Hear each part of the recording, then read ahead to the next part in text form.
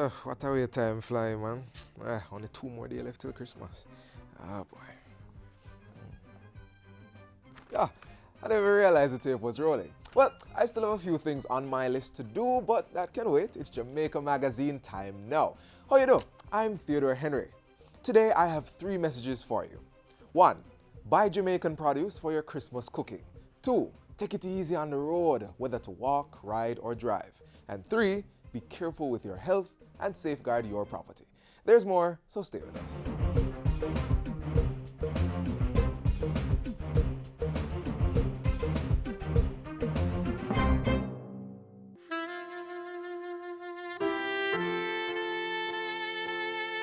It is the festive season and we all want to enjoy ourselves. So if you drink, don't drive. And if you drive, please drive within the speed limit and obey all the road codes. If you have an hypertensive patient or a diabetic patient, stick with your diet. As I said, do everything in moderation, don't overindulge. And if we all do that, we will have an enjoyable holiday.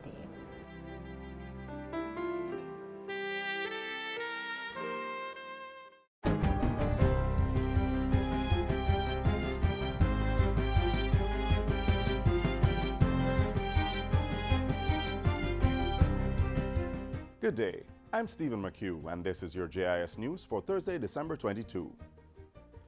Government is looking to roll out a program to extend the operating hours for performing elective surgeries at a number of public hospitals early in 2017. Health Minister Dr. Christopher Tufton made the announcement yesterday at the launch of extended surgery hours at the University Hospital of the West Indies, UHWI. I would like to see in the first quarter of next year another 1 or 2 hospitals coming on board. We're going to work with the ones that are most ready, and the CMO is charged to try and get that up. And then over time, we will get that as a routine into the system. He says measures will have to continue to upgrade the infrastructure at other hospitals and source additional medical personnel where needed. In October, the University Hospital extended its operating hours for elective procedures from 4:30 p.m. to 10 p.m. To reduce the backlog of more than 2,000 persons waiting more than 2 years for elective surgery, the UHWI will now be offering the extended services to patients from other public hospitals. 20 residents of Caribbean Terrace in Harbour View, whose houses were swept away by Hurricanes Dean and Ivan in 2004 and 2007, will soon get new homes on higher ground. They are to receive subsidized housing from 96 units being built in Harbour Head. The development is a joint venture agreement between the government and West Indies home contractors Wicon. We recognize, of course, from a government point of view, I want to emphasize, do not have the resource to meet housing demand. As such, one of the strategies of this administration will be to utilize an expansive private-public partnership for housing solution. Construction of the units will begin in March 2017 and should be completed in 2 years' time. It includes 40 one-bedroom and 42 bedroom units plus 16 townhouse units. Commerce Minister Carl Samuda has mandated the Trade Facilitation Task Force to explore strategies that will enable the country to become more competitive within the Caribbean region and globally. The minister says this is critical to government's plans for achieving economic growth. If there's anything that we need to concentrate on immediately, without delay, is to seek ways of reducing our charges at the port of entry. In addition, to remove bureaucracy from the process of both importing and exporting. Minister Samuda says the task force should communicate more with exporters to determine the obstacles to trade and export. Those discussions should inform mechanisms to make the process easier. It will also assist us to determine a strategy that will define the areas where we place our main focus. The Trade Facilitation Task Force was established in February 2015 under the ministry's National Competitiveness Council to improve the business environment in order to boost trade. Transport Minister Mike Henry has instructed the Transport Authority to grant operators of JUTC sub-franchises in Spanish Town permission to utilize the terminal facilities at King Street with immediate effect. The JUTC sub-franchisees must have their road licenses reprinted to reflect the changes in the terminal point. Meanwhile, route taxi operators to Sligoville, Waterloo, Tredegar Park, Thompson Pen, Trial Heights and Mount View will also continue to terminate at the King Street taxi stand. and route taxi operators from the Eltham and Gordon Penn routes will continue to terminate at the Spanish Town Municipal Bus Terminus on Burke Road.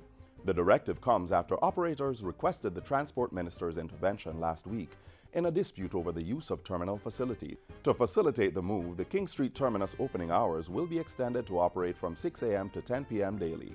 Security will be provided during the opening hours, and the St. Catherine Municipal Corporation has committed to addressing the lighting problem at the facility.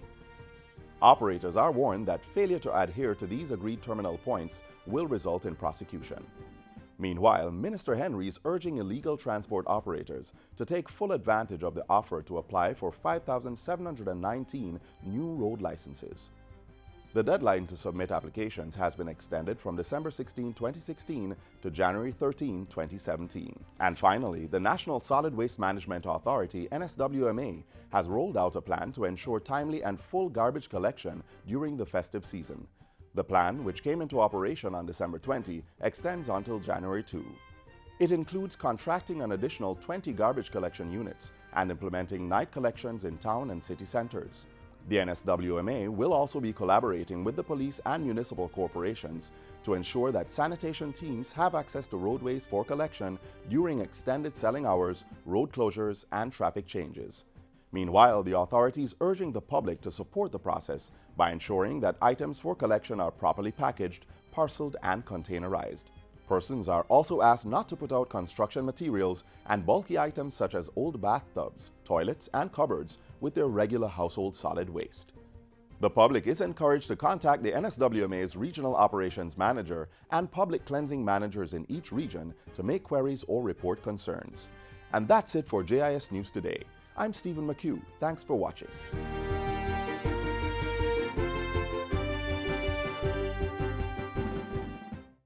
Nobody want to plant the corn. Everybody want to read the band. Who you are go blame it on when it's a next man you are deep in pan. Well, you wrong. Farmers, let us be serious about predial larceny. It is affecting all of us. If you are aware of incidents of predial larceny, make contact with your local police station or call Crime Stop at 311. Predial larceny is everybody's business. Me want to take it all. No mind if me stall. Them no business if me back against the wall. This I live in sometime making me ball. Seems like there ain't no love. Leading up to Christmas and also on the day, there's usually an increase in cooking. So as you go about selecting your produce, remember to support our local farmers. They made sure the supplies are available. Don't let it go to waste. Let's meet some of our hardworking farmers. Farmers contributing to government's strategic priorities, supporting job creation, economic growth, and putting fiscal prudence into action.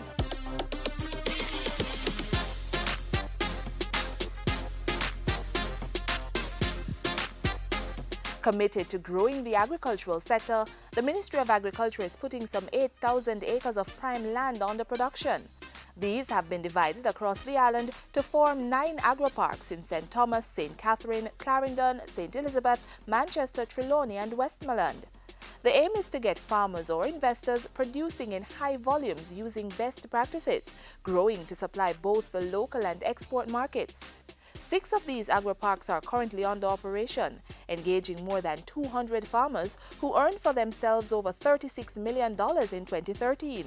They represent just a fraction of the farmers of the agro-parks who will be leading the government's target of achieving revenues of $1 billion and producing enough to cut our high food import bill.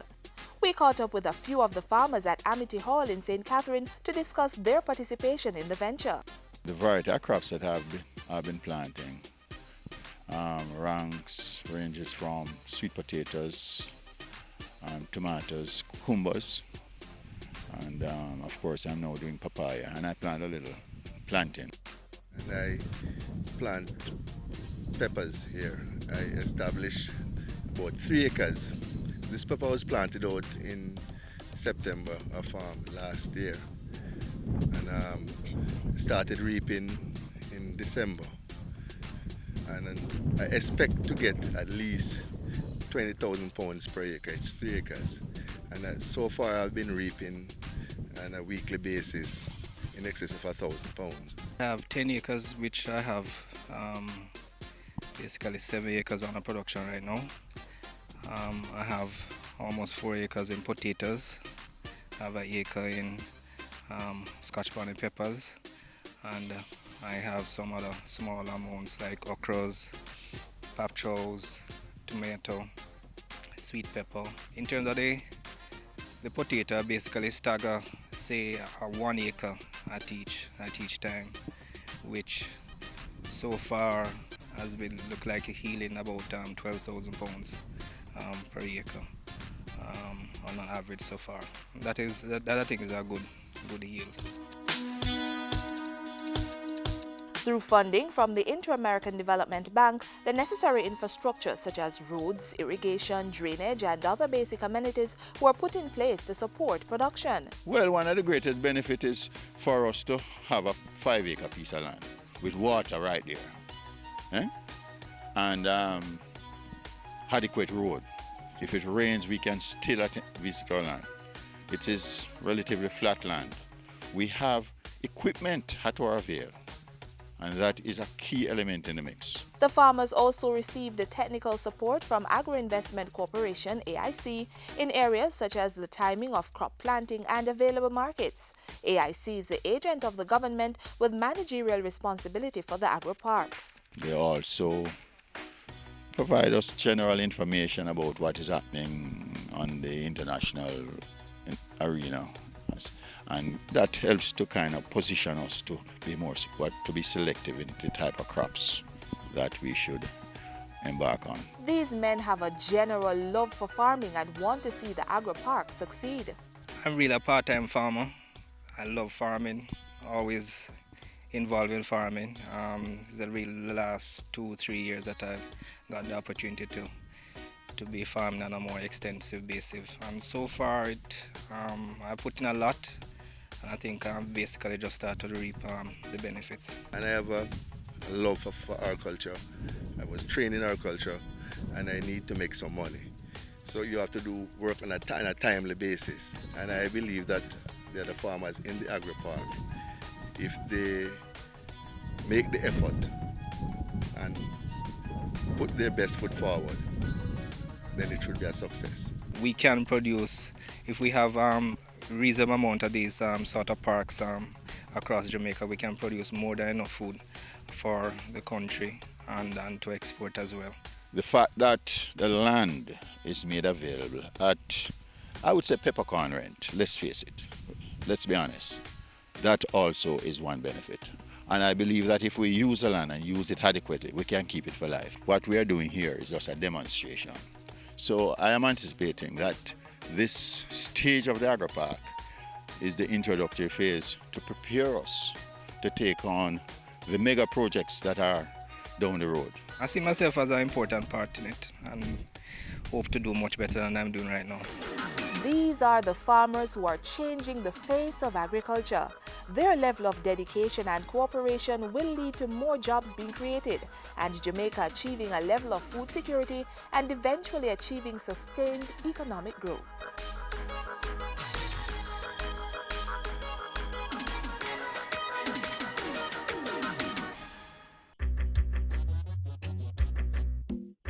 Nutritious food, succulent dishes, superior workmanship, and excellent service. Jamaica is on the go. Let's grow what we eat and eat what we grow. Let's harness the indomitable spirit of our most valued resource, our people. Let's support our local businesses. After all, buying Jamaican means building Jamaica.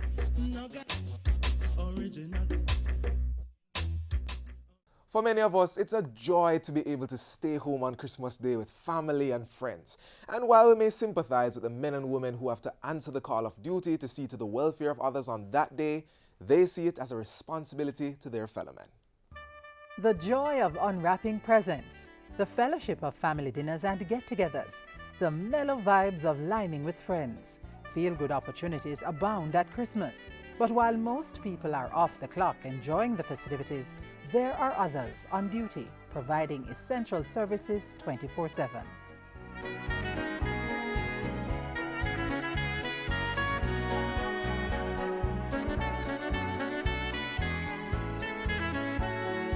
My name is Damon Lewis. I work with JUTC. Since 2001, I have worked every Christmas. I am Nadine Rowe Fisher. I am a nurse manager at the Kingston Public Hospital. Coming out to work on a Christmas holiday, I have mixed feelings because naturally I want to be home with my family and my loved ones to share the festive season, but the reality is I have to go to work. It's very important to have fire brigade persons working during the holidays because as they would always say, it's a silly season and you know, crazy unexpected things happen. Essential service workers like these civil servants are always on call, whether it's a regular workday or the most wonderful time of the year. By necessity, they are required to ensure that crucial services are always available for the people of this country. To be working on a Christmas holiday, it gives me joy to interact with passengers. It's Christmas and people want to go around with their families or friends to enjoy themselves. Not to say that we don't want to go and enjoy ourselves, but we are providing a service. So it's an important part of our jobs to go out there and deliver what we are supposed to do. If I'm rostered to work on that day, then you know we tend to want to enjoy ourselves prior to that day or you know post December 25th. So just to ensure that we enjoy what is left of the holiday or what is to come of the holiday. If I have to come to work on a holiday, I kind of tell myself not to plan anything in detail that I'm going to go anywhere that will be occurring at the time when I should be on duty. So it makes it a little bit easier for me. At the workplace, holidays like Christmas can be hectic for some public servants. Take the police and nurses, for example. Statistics show a spike in road crashes during the festive season, and for nurses, that often means more road crash victims to treat. You may come, nothing happens, thumbs up for that, but if somebody should really have a problem, you may start to know that they came to the facility and it is closed because everybody went off to have holiday. These hard-working men and women often have to deal with difficult situations at a time when most people are off enjoying themselves.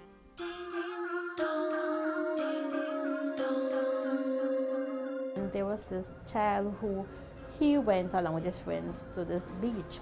His parents weren't informed of where he was going, and apparently, according to what was reported to us, he got into some difficulties in the water, and his little friends, they just panicked, they ran, and then they came back and they told an adult what had happened. We actually attempted resuscitation, and it was just sad. He did not pull through. Corporal Hamilton has a similar story, but with a pleasant outcome. We were at the station one afternoon when we got a call that there was a house on fire. When we responded and we went to the scene, there was this dwelling house on fire and everybody was just scampering around. So when we checked to ascertain as to if everybody was accounted for, they were saying that no, there is a child, a small child, that has not been accounted for. And we immediately went into rescue mode. A couple of us went in and we searched the entire building and we found the child on the bed, just huddled up trying to escape the heat, and we grabbed him and we ran out of the building. Moments like those help to strengthen their resolve, motivating them to keep watch, to provide life-saving services to their fellow men. I enjoy my job, so I come to work each day and I look for ways and means so I can help to enhance somebody else's life, and I've been doing that for the past 15 years with no regrets. Corporal Hamilton enjoys doing his job. I am one that strives to do my job to the best of my ability. I've always given 100% to what I do. I love to know that I transport somebody from here to there and they greet me well, I greet them back, I deal with them the way they're supposed to be dealt with.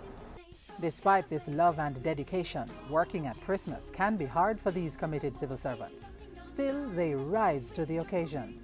To cope and to really survive in this type of environment where so many traumas and sad cases, you have to be able to sometimes just put yourself aside and you deal with the situation. Sometimes when you're finished, you have to get a debriefing and you really talk out what really happened. As firefighters, we can't be too soft in carrying out our duties because then that would bring our emotional side in too much, which would render us, not doing our duties as effectively as we'd want to. So we have to, grieve with whosoever is suffering that loss and move on. This Christmas, as you gather with your family to devour a delicious holiday feast, give a thought to the men and women who are manning police stations, treating patients in hospital, responding to fire calls, and safely transporting passengers to their destinations. Civil servants on duty at Christmas.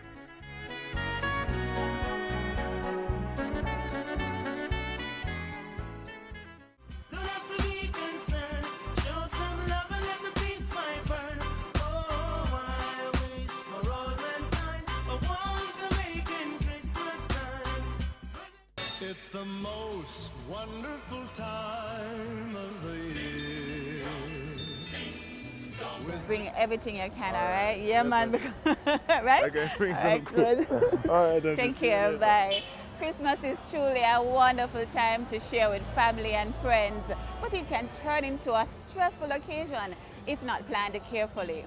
So don't try to plan and execute a family dinner all by yourself. Get others to contribute in cash or kind to take the pressure off you. For those of you with large families, it may be impossible to give each person a gift. So don't leave yourself broke trying to facilitate everyone. Also, if you want to buy things to give your home a new look, think carefully. Do you really need a new set of curtains? If you buy them, will you have enough money left to tide you over to your next paycheck? If the answer is no, walk away, no matter how pretty they are. Remember, if you don't have to spend it, just don't. The holidays are here to be enjoyed, not to be regretted later by bad choices. Happy holidays from the JIS family to yours. It's the most wonderful time of the year. This is one time we don't want you to laugh. Staying safe on the road is a serious thing. Mr. Taxi driver and bus driver, take time, man. People, so one-stop driver and come off. Cyclists, motorcyclists, pedestrian, all road users using the head. Only if you use cell phone and drive. No, man. Idiot thing that. Road safety is no laughing matter. Because we want you to be around and laughing with us for a long time. A message from the National Road Safety Council and National Health Fund. Over 300 persons have lost their lives in road crashes since the start of the year, despite appeals to exercise caution on the road. And it's a message that's worth repeating. Here's why from a victim of a road crash.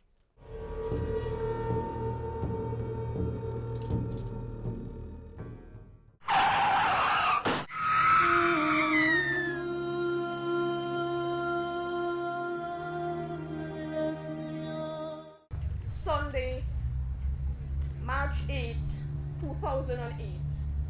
4 years ago, 3 months, 8 days. I was walking along the sidewalk when from the back I was hit by a speeding motorist. The impact tossed me airborne for some 21 feet and the driver, still having not gained control of the car, ran over me. I was smashed into the asphalt and semi-conscious with a burst head, fractured skull, right broken apart shoulder, broken ribs, partially smashed off and broken left knee, doubly broken right knee smashed apart and broken, numerous wounds, lacerations, and my right leg, which was run over, laid there in a queer angle with large mince and segmented portions of exposed bone. At the time of the crash, Falasha was only 21 years old, a first-degree, first-year university student. She held a full-time job and was very involved in numerous church, sports, and voluntary activities. And without notice, all that changed in an instant. It took less than 10 seconds and one driver's misjudgment, one driver's decision to speed, one driver's choice to be reckless, one minute selfish act of dangerous driving, and in less than 10 seconds most of my bones were broken, my whole being shattered, my body wrecked, my life radically marred and completely changed forever. Falasha awoke to find herself in hospital, hooked to numerous machines, with tubes and needles invading her body. Her head, hands, and legs were screwed with nails and supported by metal poles. She was crippled by excruciating pain, and no amount of painkillers seemed to give any relief. It was at that point that she wished she had died. Since then, she has undergone 15 major surgeries to bring her body to a point of rehabilitation, including the amputation of her right leg. For the last 4 years, instead of like my peers pursuing educational, social and economic dreams and goals, I have had to fight and struggle to find recovery, where my dreams have been forcibly pushed on a ledge so far from my reach. Because of one driver's choice not to observe road safety, I'm unable to cross the streets or be around moving cars for any amount of time without being overwhelmed by the sense that I'm about to be hit down. I am afflicted with insomnia, panic and anxiety attacks, and I'm daily haunted by graphic flashbacks of this accident in my waking hours, and in the little sleep I get, nightmares. Because of one driver's choice to not observe road safety, whenever I apply for a job, my visual damages are what are seen, and my credits qualifications takes back page, and they create an endless list of cans and render me disabled and incapable without a chance, making it manifold times harder in a job market that is already very overpopulated. Time won't allow me to even begin to list and dissect for you the countless ways in which this accident has affected my life and continues to wreak havoc in my body. Just imagine with me for 1 minute. You're in constant, horrendous pain, moving around on one leg that has a broken knee, using an arm with a broken shoulder that is protruding through the skin, that your leg has been amputated in a society that removes the disc from disability and place on there, thus render the disabled unable. Where every single day, everywhere you go, people stare at you like you just fell from Mars. Where hardly anyone sees or treats you as a wholesome person with wholesome brain, emotions and feelings. And when persons look at you, they no longer see you, but see an amputation, and thus look at you and make comments laced with pity, smirks, condemnation, mockery, and for some, even scorn. There are no words to adequately express to you all that one driver's disregard for road safety has done and continues to do with my life. I stand here today only because of the grace and goodness of God. And I am begging you, please do not be the next driver to disregard road safety and shatter another person's life. Don't be the next driver to, through irresponsible and dangerous driving, choose to destroy another life.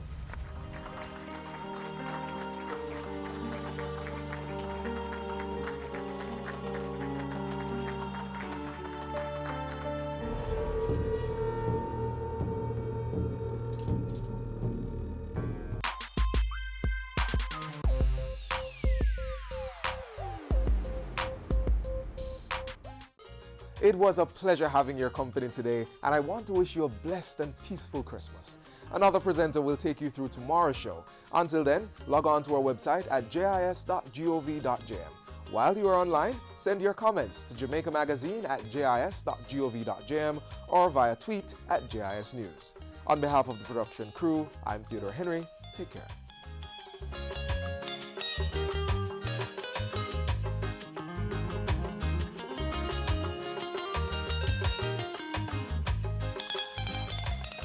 This has been a production of the Jamaica Information Service, the voice of Jamaica.